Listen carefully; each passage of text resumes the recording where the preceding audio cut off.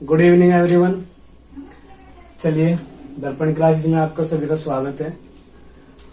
आज कल जैसे हमने कल संज्ञा के बारे में पढ़ा था, आज संज्ञा का टॉपिक शुरुआत से या दोबारा से शुरू करते हुए संज्ञा।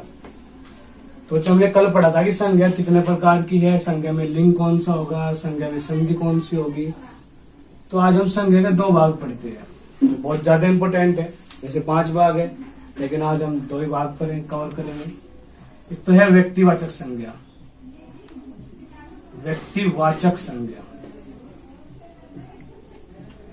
दूसरी होती है बच्चों समूहवाचक संज्ञा। ये जातिवाचक कर लो आप, सबसे पहला जातिवाचक करिए। जातिवाचक संज्ञा, जातिवाचक संज्ञा।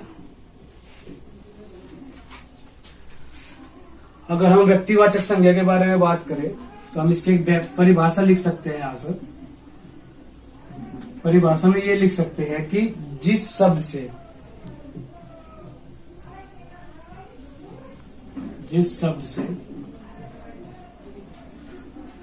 से किसी विशेष व्यक्ति, जिस शब्द से किसी विशेष व्यक्ति या वस्तु का बोध हो, उसे कहेंगे व्यक्तिवाचक संज्ञा। व्यक्तिवाचक संज्ञा किसे कहेंगे? जिस शब्द से किसी विशेष व्यक्ति वस्तु का बोध हो, उसे बोलेंगे हम व्यक्तिवाचक संज्ञा। अब जातिवाचक संज्ञा के बारे में, जिस शब्द से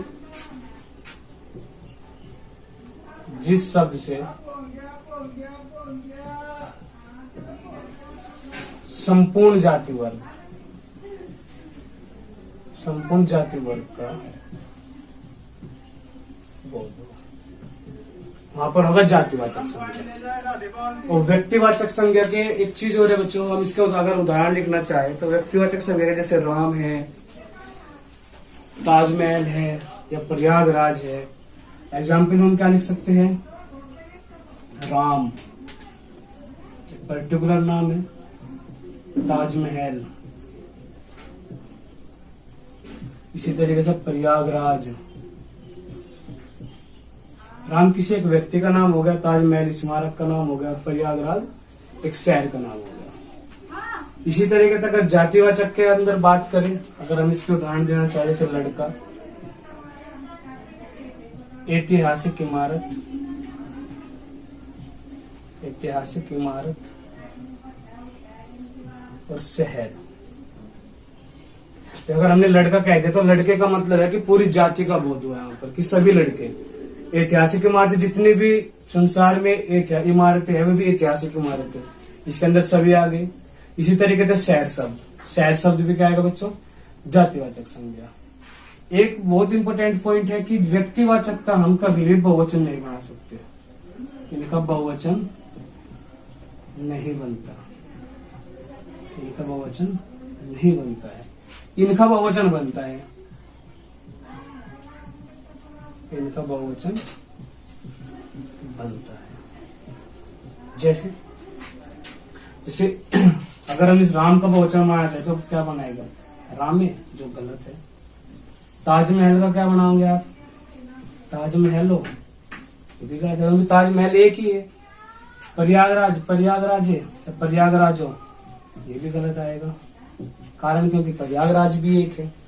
इसी तरीके से जातिवाचक संज्ञा का हम बहुवचन बना सकते हैं बच्चों। जैसे लड़के का क्या होगा? लड़का लिखा है तो आप लड़के कर सकते हो। क्या कर सकते हैं यहाँ पर? लड़के। ऐतिहासिक इमारत है तो आप क्या कर सकते हो? ऐतिहासिक इमारतें, ऐतिहासिक इमारतें। और यह शहरों कर सकते हैं आप। एक बार इसका स्क्रीनशॉट लीजिए, फिर आगे चर्चा करते हैं इसी विषय पर।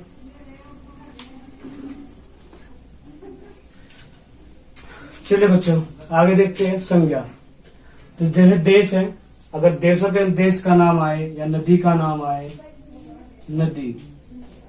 इसी तरीके से यहाँ पर पुस्तक है, जैसे पुस्तक। उसी तरीके से यहाँ पर फिर व्यक्ति,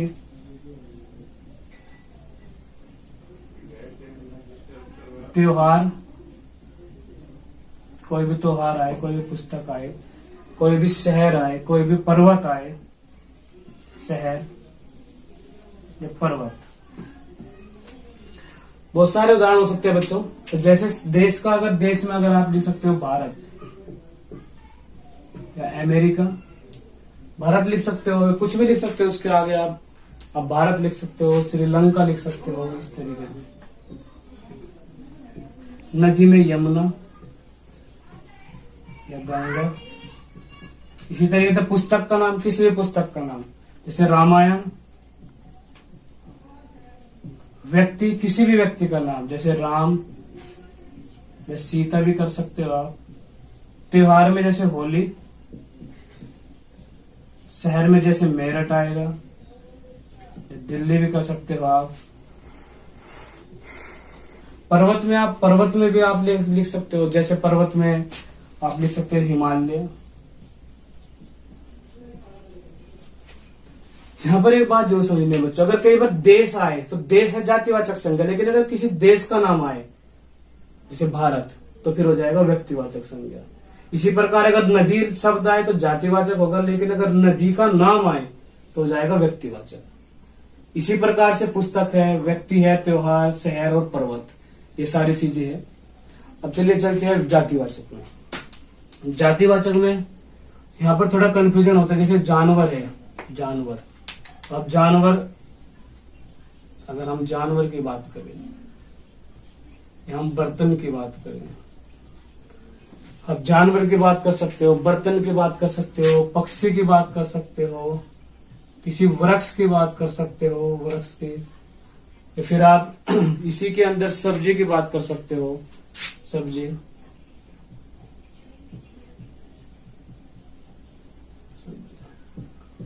जानवर में आप कह सकते हो घोड़ा या शेर।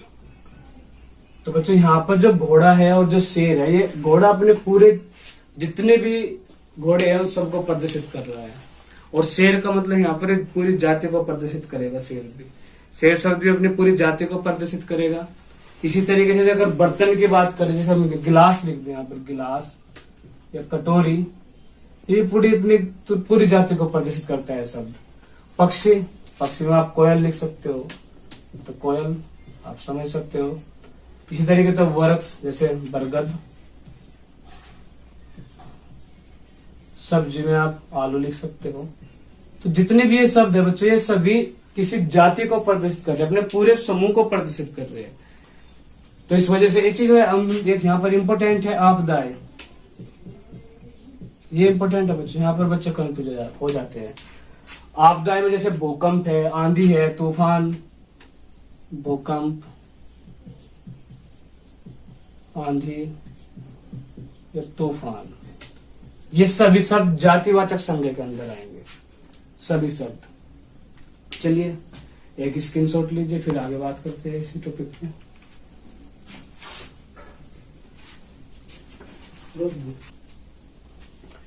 चलिए बच्चों, यहाँ पर इंपॉर्टेंट फैक्ट्स है।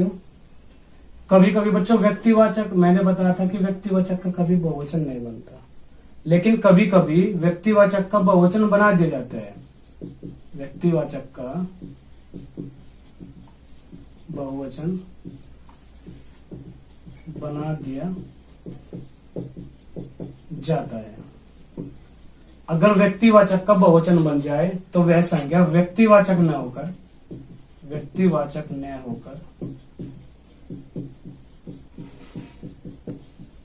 जातिवाचक हो जाएगी,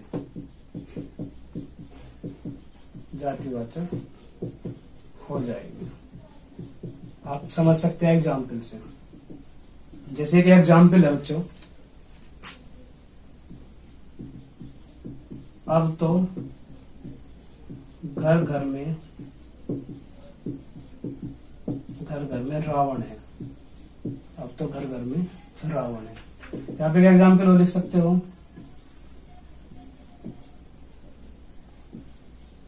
हमें आज श्रवण कुमारों की आवश्यकता है। और आपको अंडरलाइन करके दे देगा यहाँ पर। तो देखिए अब तो घर घर में रावण है, तो यहाँ पर जो रावण शब्द है ये बहुवचन बन चुका है। लेकिन मैं बताया था कि व्यक्तिवाचक का बहुवचन नहीं होगा। हमें आज श्रवण कुमारों की आवश्यकता है, यहाँ पर एक नाम है और ये भी बहुवचन बन चुका है। तो बच्चों ये आप पता करोगे आप तब जब किसी सेंटेंस या किसी वाक्य में कोई शब्द होगा तो उसके अर्थ को समझना पड़ेगा आपको।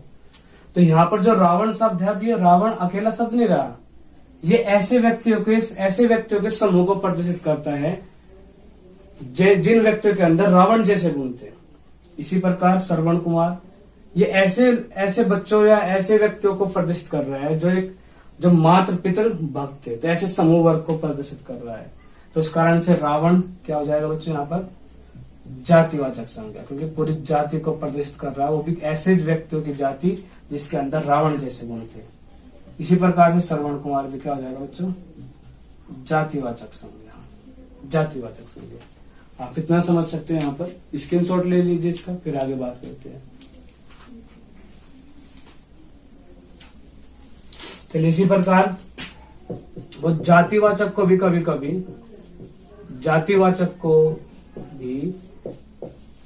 कभी व्यक्तिवाचक बनाया जा सकता है, व्यक्तिवाचक बनाया जा सकता है। जैसे बच्चों एक शब्द है गोस्वामी, अगर अकेला शब्द आए कि गोस्वामी किस प्रकार की संज्ञा है, तो बच्चों एक गोस्वामी एक जाति होती है। तो हम अगर डायरेक्टली शब्द आए गोस्वामी किस प्रकार की संज्ञा, तो आप क्या लिखोगे जातिवाचक। लेकिन अगर इसे सेंटेंस में वाक्य में कन्वर्ट करें, गोस्वामी जी ने रामचरित्र मानस की रचना की, तो आप यहाँ पर बिना आप तुरंत समझ गए होंगे कि यहाँ पर तो गोस्वामी एक जाति है, लेकिन उसी जाति के किसी एक व्यक्ति ने रामचरित्र मानस लिखी थी। तो वो व्यक्ति कौन थे? गोस्वामी तुलसीदास जी। तो जाहिर सी बात है तुलसीदास ने रामायण लिखे थे, तो आप यहाँ पर सभी समझ जाएंगे कि गोस्वामी किसके बारे में जिक्र हुआ है, तुलसीदास जी के बारे में। तो यहाँ पर क्या हो जाएगा बच्चों, अगर अंडरलाइन करके रेखांकित करके आप कैसे क्वेश्चन देगा तो आपको उसका अर्थ समझना होगा। तो गोस्वामी जी ने रामायण लिखे, तो यहाँ पर गोस्वामी क्या बन जाएगा बच्चों, यहाँ पर बन जाएगा ये व्यक्तिवाचक संज्ञा। ऐसे बहुत सारे शब्द हैं जो इस तरीके से कन्वर्ट किए जा सकते हैं। दाऊ भाई को बोलते हैं, लेकिन दाऊ बलराम को भी बोलते हैं। इसी प्रकार से पवन होता है, सभी को वायु को बोलते हैं, लेकिन अगर सेंटेंस में कभी कभी कन्वर्ट करें तो पवन का हनुमान भी हो जाएगा बच्चों, हनुमान भी हो जाएगा। कई बार देवी का आप समझते हैं, लेकिन अगर कई बार सेंटेंस में कन्वर्ट करें, जैसे मैं देवी का भक्त हूँ, तो वहां पर देवी का अर्थ हो जाएगा दुर्गा होगा वहां पर। तो इस प्रकार से हम जातिवाचक को भी व्यक्तिवाचक संज्ञा में कन्वर्ट कर सकते हैं। आज के लिए इतना ही काफी है बच्चों।